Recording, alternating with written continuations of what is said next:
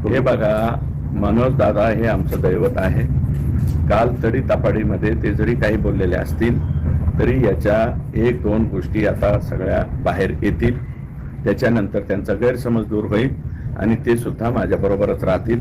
कारण या प्रकरणाच्या बाबतीमध्ये मी कुठेही कमी पडणार नाही याचा विश्वास धनंजय देशमुख, त्यांचे नातेवाईक आणि विशेषतः मस्साजोगकर, मी आत्ता सकाळी बाईट ऐकल्यात मस्साजोगकरांच्या, त्याच्यामुळं त्यांच्या सगळ्यांचा विश्वास माझ्यावरती आहे आणि मनोज दादांचा सुद्धा विश्वास माझ्यावरतीच राहील.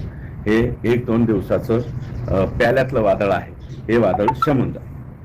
कुठेतरी गुपचूप भेट झाली म्हणजे सुसंस्कृतपणे तुम्ही म्हणलं की हे पहा, गुपचूप भेटलो कुठं? राज्याचे प्रदेशाध्यक्षांनी मला जेवायला बोलवलं. मला माहित नव्हतं त्यांना बोलवलं, त्यांनाही बोलवलं. परंतु जी समोर बैठक झाली ते माननीय माझ्या पक्षाचे राज्यातल्या नाही जगातल्या सगळ्यात मोठ्या पक्षाचे प्रदेशाध्यक्ष, त्यांनी बाईट दिला ना. आज क्लिअर कट खुलासा दिलाय. माझ्या प्रदेशाध्यक्षांनी जर खुलासा दिला असेल की बाबा सुरेश धस त्या दिवशी त्या गोष्टीवर ठाम राहिले, तर मी ठामच आहे ना. त्या दिवशी ठाम आहे ना, आजही ठाम आहे, उद्याही ठाम आहे आणि परवाही ठाम आहे. आणि जोपर्यंत हे लोक फाशीवरती जाणार नाही तोपर्यंत ठामच राहणार आहे. आणि मी काय आहे की फक्त टीव्हीवरती येऊन बोलत नाही, मी कागदोपत्री सुद्धा सगळं काही व्यवस्थितरित्या याच्यामध्ये करतोय. सरकारी वकिलाची नेमणूक असेल, सरकारी वकिलाचं जे पहिल्यांदा PCR, मग MCR, पुन्हा PCR, या सगळ्या बाबीमध्ये मी खोलवरती या केसमध्ये लक्ष देतोय.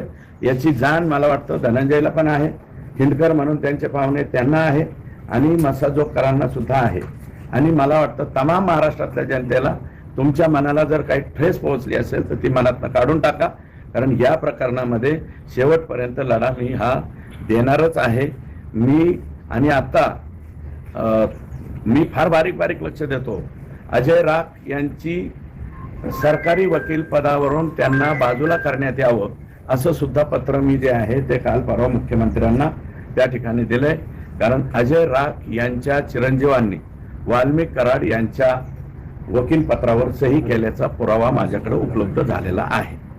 तर मला वाटतं जिल्ह्याचे DG ते आहेत, जिल्ह्याच्या DGंना संपूर्ण जिल्ह्यातली कोणतीही फाईल मागवण्याचा अधिकार आहे. आणि त्यांच्यामध्ये नैतिकतेच्या दृष्टिकोनातून त्यांच्या मुलांनी वाल्मिक कराड यांच्या याच्यावरती वकील पत्रावर सही करायला नको होती, ती सही केलेली आहे. हे दुर्दैव आहे. त्यांना पूर्वीपासून भरोसा ठेवला पाहिजे. हे अंजलीताई काय म्हणतात याला मी फारसं महत्व देत नाही. त्यांनी आमच्या भेटीवरती मागच वक्तव्य केलं होतं.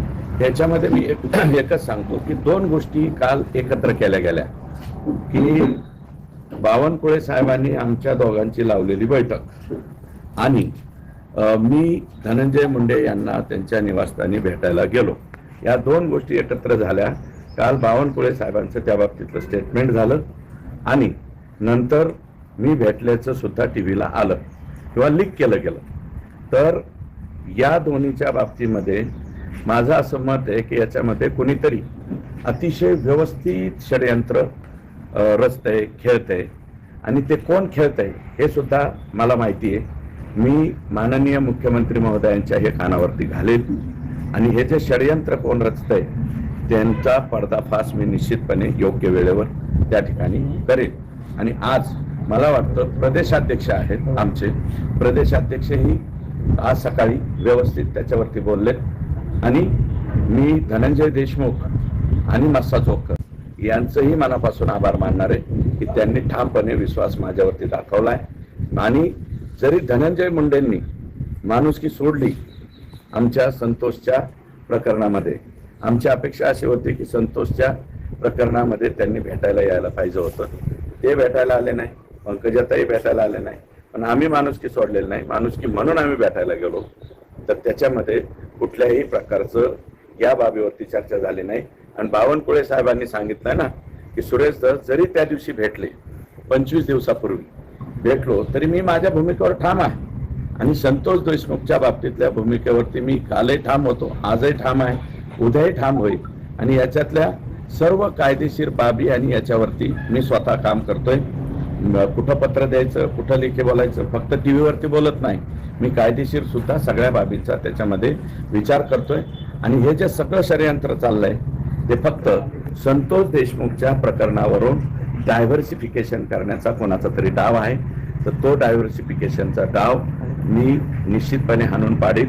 मी तो तिथेच ठेवीन. माझा फोकस हा संतोष देशमुख, महादेव मुंडे या दोघांच्या बाबतीत सारखाच राहील.